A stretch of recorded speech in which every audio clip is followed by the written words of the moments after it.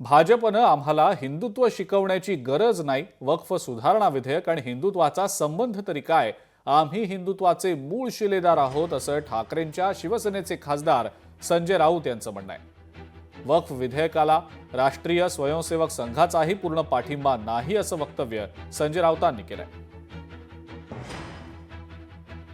या बिलाचा संबंध जर असला सरकारने आणलेला तर वक्फ बोर्डाच्या संपत्तीवर भविष्यामध्ये कब्जा मिळवण्यासाठी काही उद्योगपतींना सोपं जावं,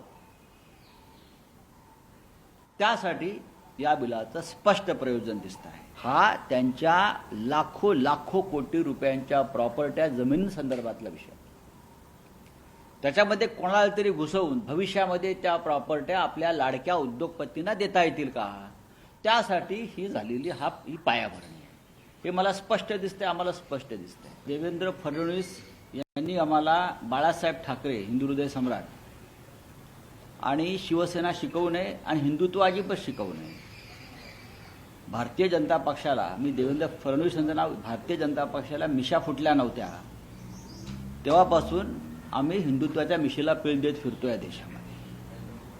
आम्हाला त्यांनी हिंदुत्व अजिबात शिकवू नये आणि वक्फच्या बिलाचा आणि हिंदुत्वाचा काही संबंध नाही. वक्फ बोर्डासंदर्भात जे बिल आलं आहे त्यात काही सुधारणा सरकार करू इच्छित आहे आणि त्या सुधारणांना या देशामध्ये फक्त मुसलमानांचा विरोध आहे असं नाही.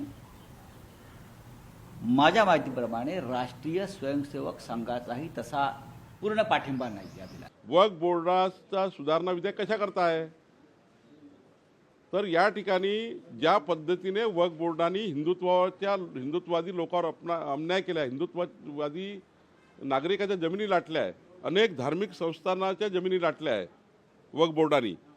आता हिंदू धार्मिक संस्थानाच्या जमिनी लाटल्या वक्फ बोर्डानी, त्या जमिनी हिंदू नागरिकाच्या नाही, हिंदू संस्थानाच्या आहेत. मग कसा हिंदुत्वाचा संबंध येत नाही आहे. लोकशाही मराठी ऐका, पहा, जागरूक रहा.